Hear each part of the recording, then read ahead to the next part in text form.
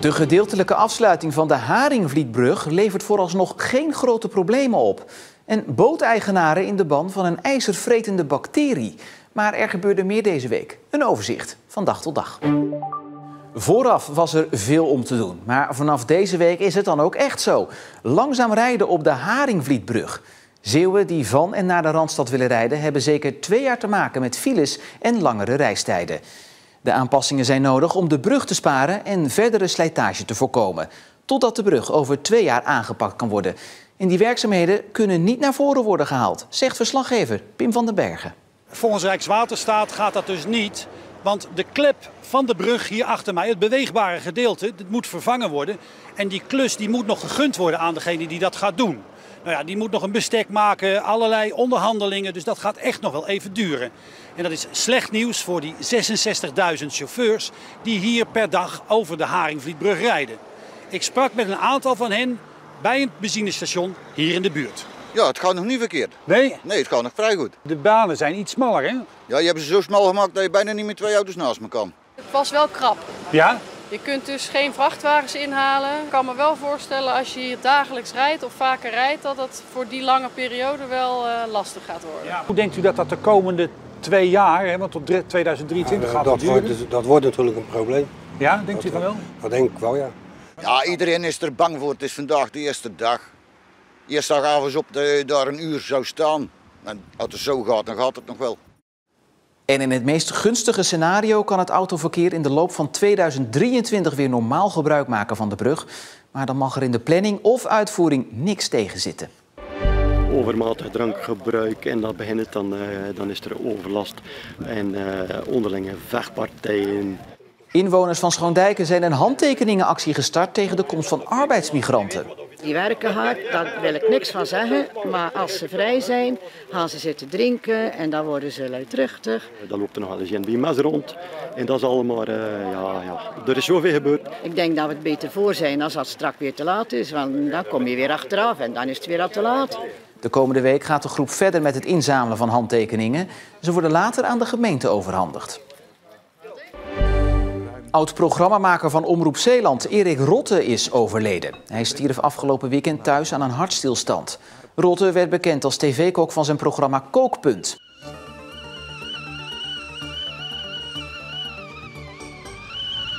Merkt het maar eens lekker, nee. Ik zie u volgende week weer. Dag. Hij sloot elke aflevering stevast af met deze uitspraak. Daarna presenteerde hij ook een programma over de Zeeuwse havens. En deze klassieker. Ja, maar dan. Ja! Ja! Welkom bij Rinkriën met de Sterren. Na 10 jaar stopte hij met televisiewerk en werd hij meubelmaker. Ik heb de behoefte om mezelf te uiten op de een of andere manier. En als ik een mooi gerecht klaarmaak, of ik presenteer een radio-uitzending, of ik maak een waanzinnige tafel, dan heb ik daar gewoon dezelfde lol van. Het is feitelijk dezelfde uitgang. Erik Rotte is 60 jaar geworden. Een jaar later dan gepland is van de week de 21e editie van het Zeeland Nazomerfestival gestart. De voorstelling Grenspaal 369 opende dinsdag het festival in Sluis. Een jaar later dan gepland dus, maar nog wel met de nodige aanpassingen, zegt verslaggever Anke Tanihatu. Een hele grote tribune voor 300 bezoekers, maar er mogen er maar 100 plaatsnemen. 1/3 van de capaciteit die mogelijk is. En dat geldt voor alle buitenvoorstellingen en trouwens ook voor alle binnenvoorstellingen van het Zeeland Nazomerfestival. Dus 1/3 van de bezoekers kan er maar naartoe. Maar het is een heropening, ook deze voorstelling is ook een heropening. En ik zou het misschien voorzichtig wel een soort wedergeboorte van het Zeeland Nazomerfestival willen noemen. Want er is een nieuwe festivaldirecteur en die schuwt het engagement, zoals dat zo mooi heet, niet. Er zijn onderwerpen zoals diversiteit, de vluchtelingenproblematiek, racisme, eenzaamheid. Allemaal maatschappijkritische onderwerpen dit jaar op het festival. En daar is Grenspaal 369 een heel goed voorbeeld van. In Grenspaal 369 strandt een vluchtelinge die naar Engeland wil in het Zwin. Een vrouw neemt haar op in huis, maar zet daarmee haar huwelijk op het spel. Het dilemma van hoe moeilijk het is om keuzes te maken. Maar ook hoe moeilijk het is om goede keuzes te maken.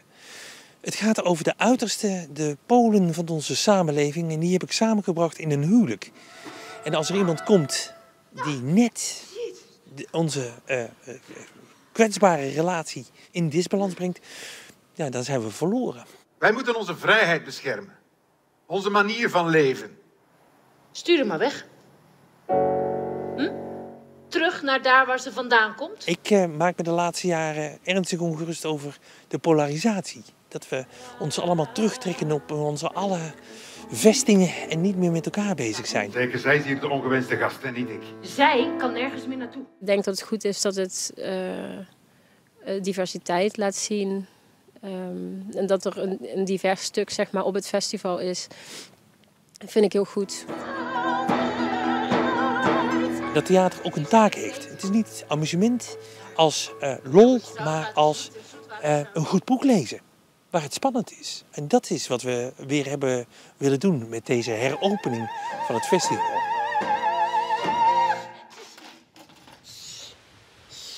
En het festival duurt nog tot en met 4 september. Niet alles draait om coronazorg in het ziekenhuis. In het ADRZ in Goes zijn er ook nog andere ontwikkelingen geweest. Het ziekenhuis heeft een nieuwe isolatiekamer in gebruik genomen. Speciaal voor kankerpatiënten die stamceltherapie hebben gehad. De kamer is een jaar in gebruik en alle betrokkenen zijn zeer tevreden. Anja de Vlieger uit Zonnemerre is een van de eerste patiënten die wekenlang in de nieuwe isolatiekamer heeft gelegen. Ja, die was toen net gereed, dus toen mocht ik hierin. Ja, geweldig. Ja, het is ook echt super. En de douche en alles, ja, het is precies zoals het was. Ik vind het geweldig, ook voor de patiënt natuurlijk, maar ook voor onszelf. Dit is toch wel een vooruitgang ook voor de Zeeuwse patiënt en daar zijn we heel blij mee.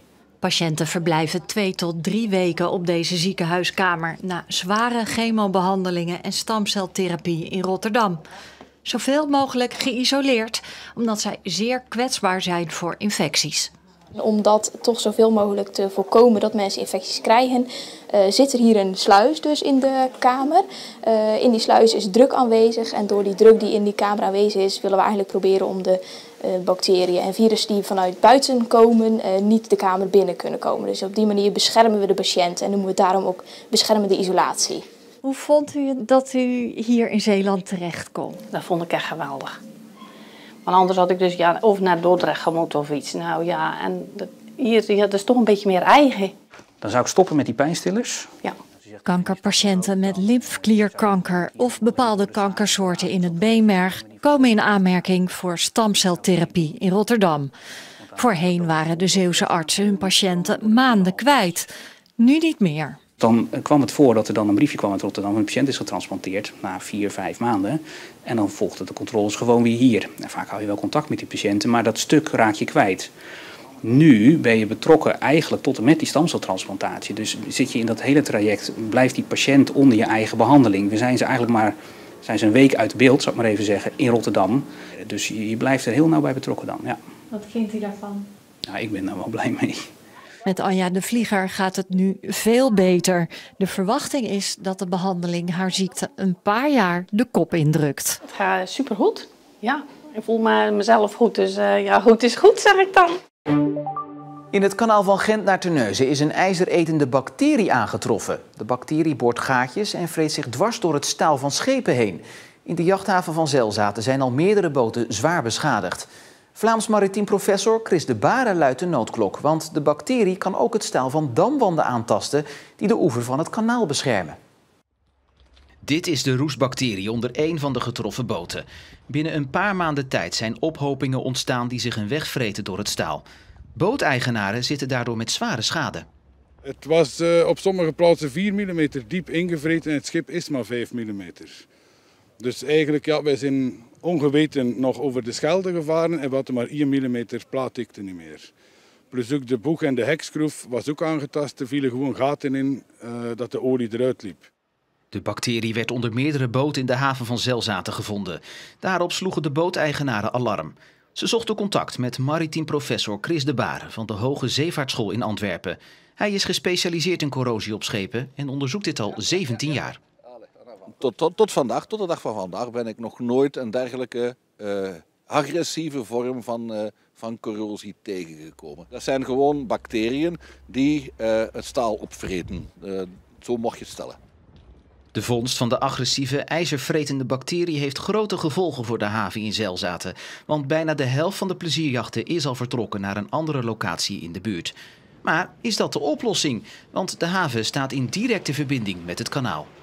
Water loopt waar het zin in heeft, dus dat kunnen wij niet tegenhouden. En als die hier zit in overtollige massa's, ja, zal het ergens anders ook wel naartoe spoelen, vrees ik. Nu, als hier bacteriën zitten, laat ons eerlijk zijn, dan is de kans vrij reëel dat die zich daar in dat kanaal ook gaan bevinden. Ik denk dan meteen aan damwanden hier in het kanaal in Nederlands grondgebied. De nieuwe sluis in Terneuzen die wordt aangelegd. Nu, als er een besmetting wordt vastgesteld in het kanaal, dan denk ik dat dat een terechte zorg is. Er zijn al signalen dat de bacterie ook in het Nederlandse deel is aangetroffen. Zoals hier op de damwand in de haven van Sas van Gent. Onder de waterlijn zijn sporen die duiden op de aanwezigheid van de roestbacterie. Dat is verontrustend, want in het kanaal van Gent naar Terneuzen staan veel van dit soort damwanden. Ze zijn een paar centimeter dik, maar de bacterie kan zich er in een paar jaar tijd doorheen vreten. Snelle actie is dus gewenst. Er is nog geen onderzoek op dit moment. Wij hopen van zo snel mogelijk een go-ahead te krijgen van de beheerders van dit kanaal. En daar ben ik er rotsvast van overtuigd dat ook Nederland op die kar gaat springen en gaat zeggen van oké, kunnen jullie dat onderzoek uitbreiden ook naar het Nederlands gedeelte van het kanaal, wat eerlijk gezegd niet meer dan normaal zou zijn. Ook wordt dan gezocht naar de mogelijke oorzaak. Getroffen booteigenaren leggen al een voorzichtig verband met de uitstoot en de lozingen van bedrijven langs het kanaal. Maar professor De Baren durft die conclusie nog niet te trekken. En Noordzeeport is geschrokken van de vondst en gaat een onderzoek doen om de oorzaak te achterhalen en om te kijken of de bacterie op meer plaatsen in het kanaal van Gent naar Terneuzen zit. Maar in Sas van Gent, een haven verderop, weten ze niet zo goed wat ze van de bacterievondst moeten vinden. Ik maak me zorgen, ja. Ik heb heel mijn leven gewerkt daarvoor. Voor die stemming. Voorlopig maak ik mijn eigen nog niet zo druk om. De eerste reactie bij mensen bij ons op de werkvloer was toch van die aard van dit hebben we eigenlijk toch nog nooit gezien. En dan beginnen wenkbrauwen heel spontaan te fronsen. En het water, ja, er zit stroming op. Het kan altijd naar hier komen ook. Het zijn allemaal wel de verhalen natuurlijk. Echte bewijzen, ja, die zijn er natuurlijk niet richting de schuldigen. Wie dat dan ook mag zijn. Mogelijke consequenties zou kunnen zijn dat de corrosie zich ook voordoet op damwanden of andere schepen. Maar dat zal natuurlijk onderdeel uitmaken van het onderzoek dat moet gevoerd worden. Ja, het was hopen dat het bij mij niet gebeurt. Maar ja, als het gebeurt, ik zou mijn bootje niet willen missen. Zeker niet. Voor het geld van de wereld. En Rijkswaterstaat ziet voor zichzelf nog geen rol weggelegd in het onderzoek, omdat de bacterie alleen nog maar aan de Belgische kant is gevonden. Ze houden het wel nauwlettend in de gaten. En in Sas van Gent heeft de watersportvereniging onder andere met duikers onderwaterschepen gecontroleerd. En daar zijn vooralsnog geen sporen van de bacterie aangetroffen. En wanneer Noordzeeport het onderzoek klaar denkt te hebben, is nog niet bekend. De Belgische justitie heeft een inval gedaan bij 3M in Antwerpen. Het chemische bedrijf heeft toegegeven dat ze illegale stoffen heeft geloosd op de Westerschelde. 3M ligt al langer onder vuur omdat in de omgeving van de fabriek te hoge concentraties van een kankerverwekkende stof werden gevonden. De PvdA-fractie in Provinciale Staten is blij met de actie van de Belgische justitie. Wij zijn wel heel blij dat de Vlaamse overheid nu echt het hart tegen hart gaat spelen. Dat is wat ons betreft ook echt nodig. Het gaat hier om een bedrijf wat in Amerika al allerlei rechtszaken achter de rug heeft. En schikkingen heeft gedaan van tegen €1 miljard een paar jaar geleden vanwege precies dit soort praktijken. En in Europa is het allemaal nog erg stil gebleven, maar wat ons betreft worden ze nu echt keihard aangepakt. Als het inderdaad blijkt dat er misstanden zijn, worden de bedrijfsprocessen stilgelegd totdat echt duidelijk is wat er aan de hand is. De GGD gaat alle Zeeuwse gemeenten langs met pop-up priklocaties. Hier kunnen Zeeuwen zonder afspraak terecht voor een vaccinatie. Eerder opende de GGD al pop-up locaties in Rijmerswaal en Tolen, omdat de vaccinatiegraad daarachter bleef op de rest van Zeeland. Vanwege de aangepaste prikstrategie sluiten de grote priklocaties in Middelburg en Terneuzen eind september. En in Goes en Zierikzee blijven ze vooralsnog open. Ruzie in de gemeenteraad van Sluis, waar de lokale partij Nieuw Gemeentebelang uit elkaar is gevallen. De 3 fractieleden zijn opgestapt en vormen tot aan de gemeenteraadsverkiezingen een eigen partij. Het was de bedoeling dat Gemeentebelang samen met andere lokale fracties 1 partij zou gaan vormen om zo de politieke versplintering in de gemeente tegen te gaan. De 3 fractieleden van Gemeentebelang zien de nieuwe partij wel zitten, maar het partijbestuur kwam met allerlei eisen. En dat mondde uit in verwijten en scheldpartijen, vertelt Marianne van Oostenbrug, een van de fractieleden die nu is opgestapt. De laatste periode betekende dat toch er wel wat eisen op tafel kwamen. Met name van wie op welke plek. En goed, zover zijn we nog niet. En het is op een algemene ledenvergadering is het flink uit de klauwen gelopen, kun je wel zeggen. De afgelopen weken is in Zeeland meer dan 80 keer aangifte gedaan van bankfraude. Slachtoffers worden gebeld door iemand die zegt medewerker van de bank te zijn. Deze medewerker vraagt mensen bepaalde software te downloaden. Maar op die manier krijgt de crimineel toegang tot de computer van het slachtoffer om de bankrekening te plunderen. Het gebeurt voornamelijk bij oudere mensen. Sommige slachtoffers zijn duizenden euro's kwijtgeraakt. Het aantal hotelkamers in de stad Goes verdubbelt de komende paar jaar. En dat komt door de bouw van nieuwe hotels en de uitbreiding van al bestaande zaken. Volgens de ondernemers en de gemeente is er een grote behoefte aan meer hotelkamers in de stad. Een paar jaar geleden waren er 4 hotels in Goes. De stad is de laatste jaren hard gegroeid op verschillende gebieden en dus nam ook de vraag naar hotelkamers toe. Die 4 Goese hotels hadden samen 182 kamers. Maar de komende jaren staan er een paar grote nieuwe projecten op de agenda. En dat brengt het totaal aantal hotelkamers in Goes op minimaal 383. En die nieuwe hotelkamers zijn niet enkel gericht op toeristen. We zien natuurlijk ook veel ondernemers die behoefte hebben aan huisvesting voor werknemers die hetzij in Goes werken, maar ook in het Sloeggebied. Dus ja, er is gewoon veel vraag naar short stay, zeg maar. Verschillende hotels hebben flink uitgebreid, zoals Katoen, dat hier 43 extra kamers en hotelappartementen bouwt. Hotel Van der Valk wil graag een hoteltoren bouwen die een deel van het bestaande hotel moet gaan vervangen. Maar vanwege de hoogte moet daar nog over besloten worden in de gemeenteraad. Het grootste initiatief moet hier komen, op de Westerschans, aan het kanaal richting Wilhelminadorp. Sportschool Fitland gaat hier een hotel met 89 kamers bouwen. En de boulevard zal hier langs het kanaal doorgetrokken worden deze kant op.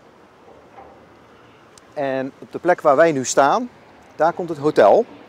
Nou, aan deze kant van het kanaal komt een duikschool, waarbij we straks wat duiksafaris gaan organiseren. Duikcursussen kunnen organiseren in combinatie met het wellnessresort en het zwembad van het wellnessresort. En in combinatie met eventueel trainingskampen, met de sportverenigingen, de samenwerking hierachter. Dat is natuurlijk ook uniek wat nog niet is in Zeeland. Ik vind dat gewoon een hele goede ontwikkeling, want als je kijkt naar de binnenstad, dat zijn er toch mensen die hier verblijven, die hier uit eten gaan en hier een biertje gaan drinken en misschien ook nog wat leuks kopen bij de Goedse winkels. Dus ik denk dat dat een hele goede boost geeft aan onze lokale economie. Dus ik juich u toe, ik vind het heel goed. Fitland hoopt het hotel medio 2023 te kunnen openen. Nog even geduld dus. En tot zover Zeeland de Week. Nog een fijne avond en tot morgen.